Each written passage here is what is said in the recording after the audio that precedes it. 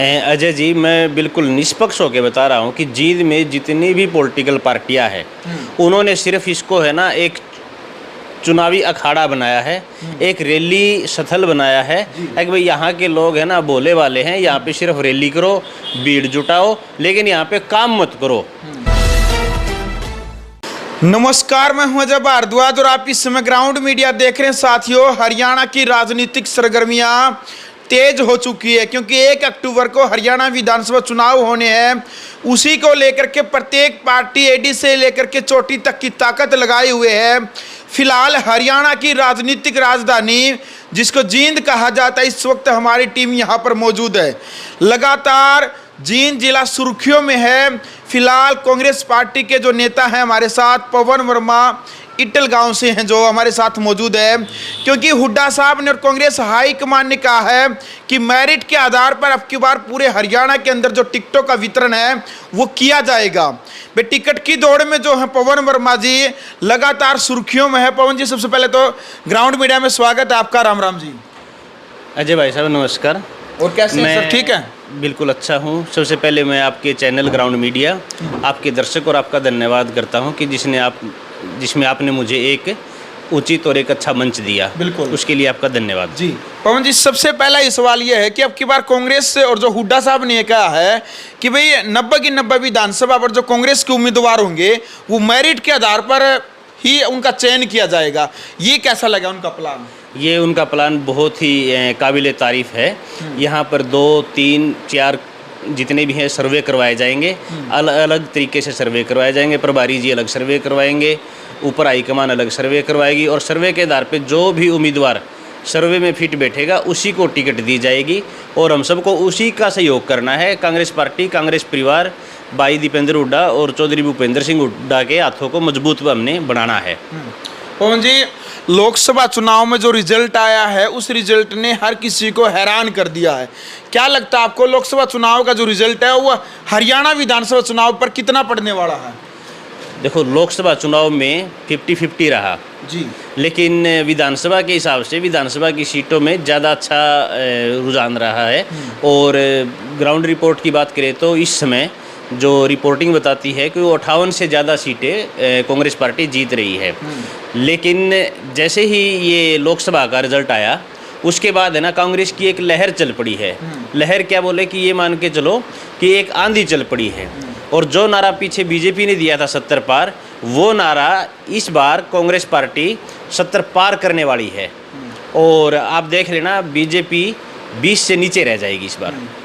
आरक्षण के मुद्दे को लेकर के लगातार सुर्खियों में यह मामला चला हुआ है। भारत बंद करने का ऐलान किया गया है कई पार्टियों के द्वारा भी। तो आपको क्या लगता है आरक्षण वाले मुद्दे पर बीजेपी को लेकर के आपकी क्या राय है? ये क्या है, बीजेपी शुरू से ही आरक्षण विरोधी रही है। जब चुनाव का समय आता है तो आरक्षण नामक जिन को ये बोतल से बाहर निकाल देते हैं। इन्होंने एक अनुसूचित जाति और अनुसूचित जनजाति को तोड़ने का काम किया है ताकि ज़्यादा से ज़्यादा इन लोगों में वैमनस्य बढ़े। अब नायब सिंह जो हमारे मुख्यमंत्री जी है, माननीय नायब सिंह जी ने, उन्होंने कहा कि हम है ना पिछड़ों को 27% आरक्षण देंगे 2nd क्लास से ऊपर की पोस्ट पे। अब मैं उनसे ये पूछना चाहता हूँ कि 10 साल से आपकी सरकार थी, अभी तक दिया क्यों नहीं? इसलिए नहीं दिया क्योंकि ये सिर्फ एक चुनावी जुमला है। अगर आपको ध्यान होगा तो जब वीपी सिंह की सरकार थी 89 और 90 में, उस समय मंडल कमीशन की सिफारिशों को वीपी सिंह ने लागू किया था और बीजेपी ने इसी मुद्दे पे समर्थन वापस लेकर वीपी सिंह की सरकार को गिराया था। तो हम कैसे मान लें कि ये लोग आरक्षण के समर्थक हैं? और आरक्षण तो रहा ही नहीं क्योंकि सारे तो सरकारी उपक्रम थे ये लोग बेच चुके हैं। कौशल विकास में 1,20,000 लोगों को भर्ती कर चुके हैं जिनमें इन्होंने आरक्षण पॉलिसी लागू ही नहीं की। 60,000 के करीब तो वहाँ पे ये पद खा चुके हैं। तो ये सिर्फ एक चुनावी जुमला है। हमने तो मना नहीं किया था, 10 साल के अंदर कर देते 27%, मतलब सिर्फ 10% था आरक्षण। ये हमारे चौधरी भूपेंद्र सिंह हुड्डा ने जो BC-A और BC-B का जो 10% आरक्षण था उसको 2nd क्लास से ऊपर की पोस्ट की बात कर रहा हूँ मैं, मतलब बैकवर्ड क्लास के बच्चे चपड़ासी क्लर्क तो बनेंगे लेकिन अफसर नहीं बनेंगे। लेकिन चौधरी भूपेंद्र सिंह हुड्डा ने उस 10% को बढ़ा के 16% किया और उसका कैटेगराइजेशन किया। भाई BCA को 10% और BCB को 5%, सॉरी 6%। और उसके बाद एक दो जो बैकवर्ड क्लास के अफसर लगे, उनको ये लगता है कि बीजेपी गवर्नमेंट ने लगवाया है। अरे भाई, बीजेपी गवर्नमेंट ने नहीं लगवाया। अगर 10% से ऊपर की सीमा नहीं करते और कैटेगराइजेशन नहीं करते तो तुम्हारा एक अफसर भी नहीं लगना था। और भर्तियों का तो ये ऐसा काम किया है बीजेपी ने कि जितनी भी भर्तियां है, जैसे कि ये था कि अब है ना हरियाणा में 5 चरण में होगा सिलेक्शन। पहले प्री, फिर मेन, फिर इंटरव्यू, उसके बाद हाई कोर्ट, फिर सुप्रीम कोर्ट, उसके बाद आपका चयन। हर भर्ती का पेपर लीक हुआ है, हर भर्ती पे केस इन्होंने मतलब केस में गई है, उसके बाद सिलेक्शन हुआ है। तो इन्होंने तो है ना बस ये समझो कि युवाओं के साथ है ना दिन प्रतिदिन मतलब इन्होंने मतलब उनके सपनों को तोड़ा है और उनके साथ विश्वासघात किया है। बिल्कुल। पवन जी, जींद विधानसभा की हम बात कर लेते हैं, क्योंकि चाहे वो राष्ट्रीय पार्टियों की बात करें, चाहे क्षेत्रीय पार्टियों की बात करें, चाहे हुड्डा परिवार की बात करें, बंसीलाल की, भजनलाल की या चौटाला परिवार की, जींद हरियाणा की राजनीतिक गढ़ माना जाता है। भाई, राजनीति का केंद्र बिंदु जींद है, बड़ी बड़ी रैलियां यहाँ पर होती है। लेकिन विकास की यदि बात करते हैं, आज भी पिछड़ा हुआ आपको दिखाई भी देता, पिछड़ा क्षेत्र भाई जींद रह गया है। भाई, आपको क्या लगता है केवल राजनीति जींद में होती है, विकास क्यों नहीं हो पाता?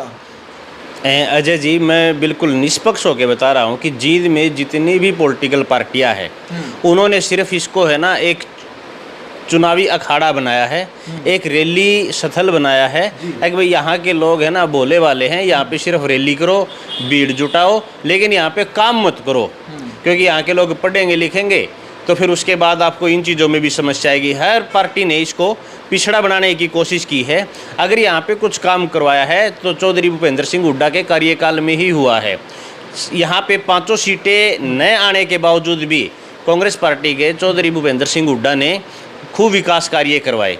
जैसे मैं बता देता हूँ, जिमखाना क्लब बनवाया, एक ग्राउंड बनवाया, स्टेडियम बनवाया, एक हर्बल पार्क बनवाया, एक यूनिवर्सिटी बनवाई, एक अपने महिला कॉलेज बनवाया, एक पटियाला चौक वाला पुल बनवाया, और उसके बाद है ना निष्पक्ष तौर पे लोगों को है ना नौकरियां खूब नौकरियां दी उन्होंने।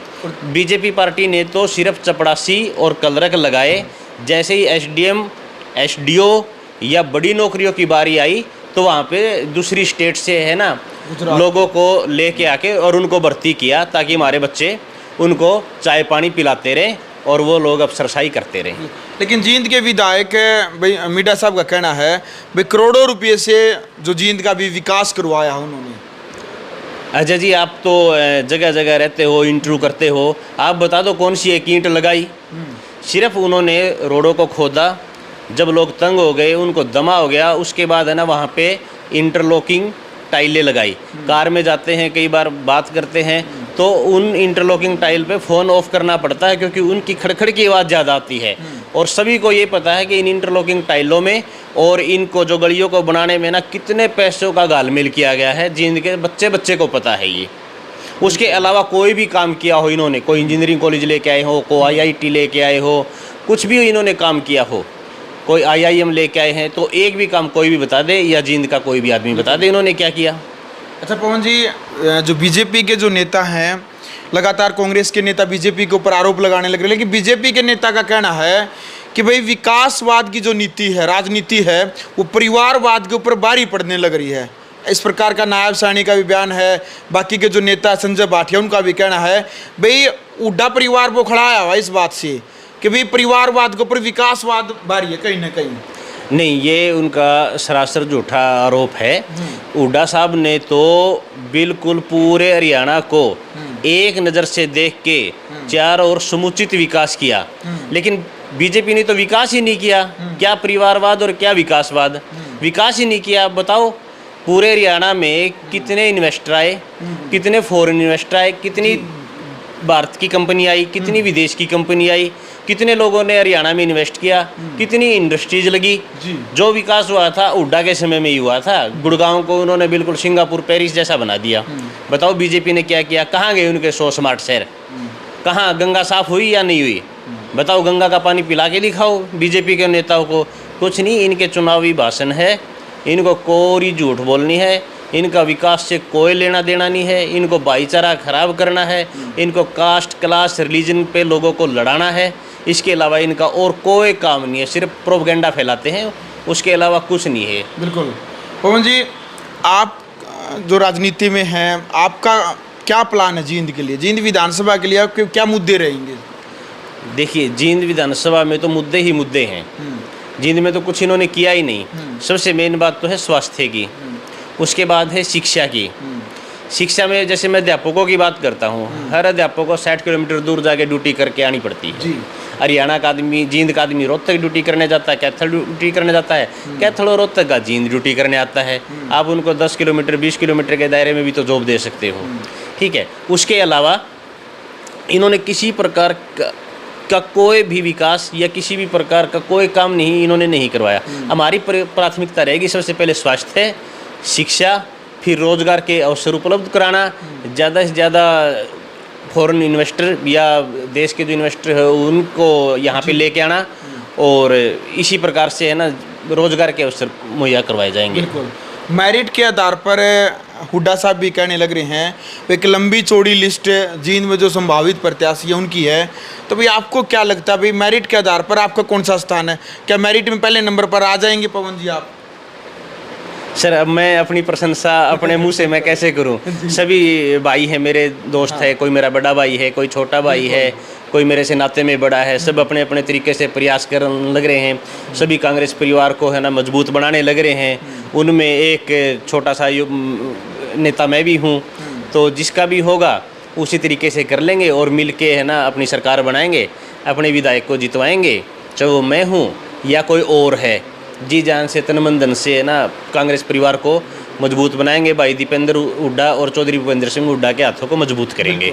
जो पैदल यात्रा है जो दीपेंद्र हुड्डा की, जो पूरे हरियाणा में जो फिलहाल हर विधानसभा में दीपेंद्र हुड्डा पैदल यात्रा करने लग रहे हैं, इसका कितना असर आपको लगता है भाई? क्या जो ये भीड़ है ये वोटों में तब्दील हो पाएगी?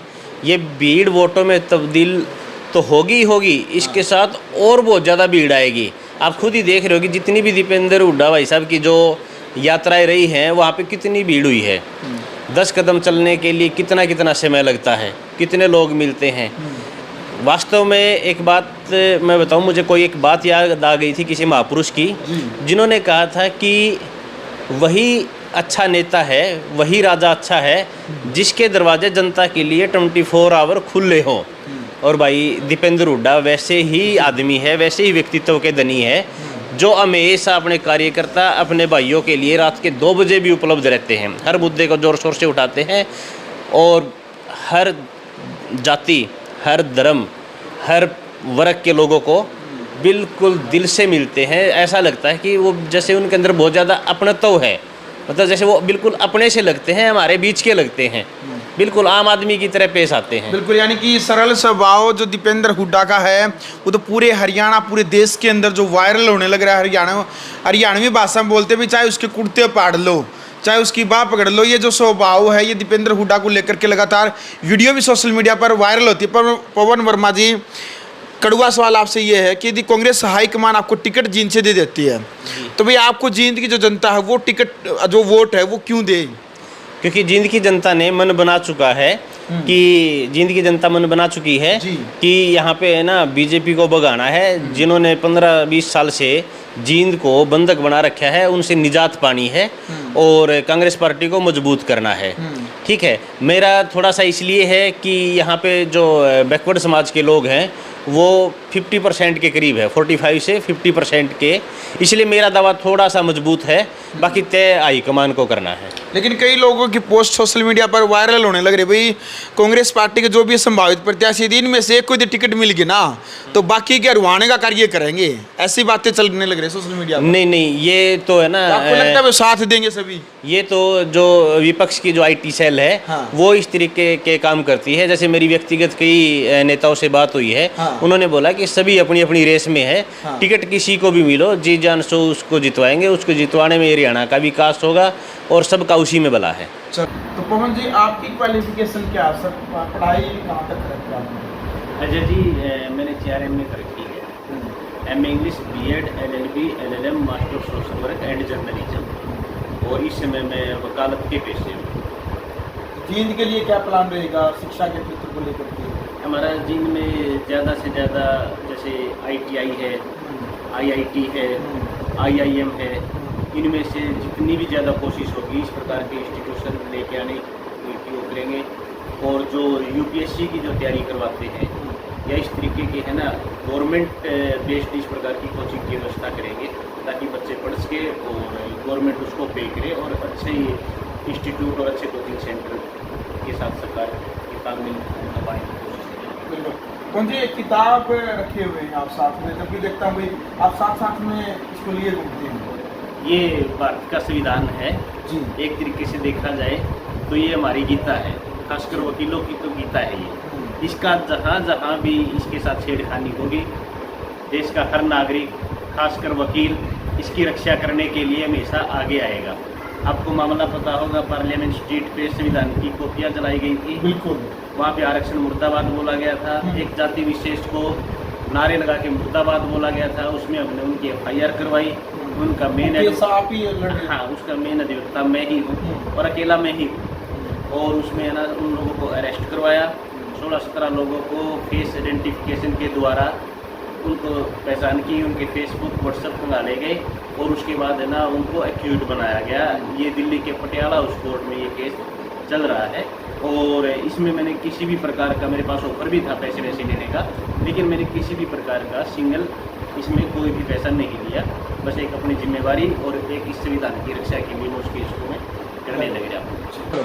क्या अपील विधानसभा चुनाव को लेकर के आप जींद की जनता को करना चाहेंगे सर 1 अक्टूबर को लेकर? मैं जींद की जनता से यही कहूँगा कि अपना है ना वोट परसेंट बढ़ाओ, ज़्यादा से ज़्यादा वोट करो, पहले मतदान फिर जलपान और कांग्रेस परिवार को मजबूत करो। भाई दीपेंद्र हुड्डा और चौधरी भूपेंद्र सिंह हुड्डा के हाथों को मजबूत करें और वोट परसेंटेज को बढ़ाएं। बिल्कुल। चलो भाई फिलहाल वीडियो आपने देख ली भाई। और हरियाणा की जो राजनीतिक गतिविधियां हैं या जो सरगर्मियां जो लगातार तेज होने लग रही हैं, लगातार बोल जनता बोल जो खास कार्यक्रम है ग्राउंड मीडिया के माध्यम से जनता की राय भी हम लगातार आपके सामने लेकर के आने लग रहे हैं कि अब की बार जींद की चौधर किसके हाथों में। आपने क्रिया की प्रतिक्रिया जो कांग्रेस पार्टी के संभावित प्रत्याशी टिकट की दौड़ में जो हैं पवन वर्मा इट्टल गांव से हैं, जो इनको लेकर के भी आपने क्रिया की प्रतिक्रिया कमेंट बॉक्स के माध्यम से ज़रूर रखनी है।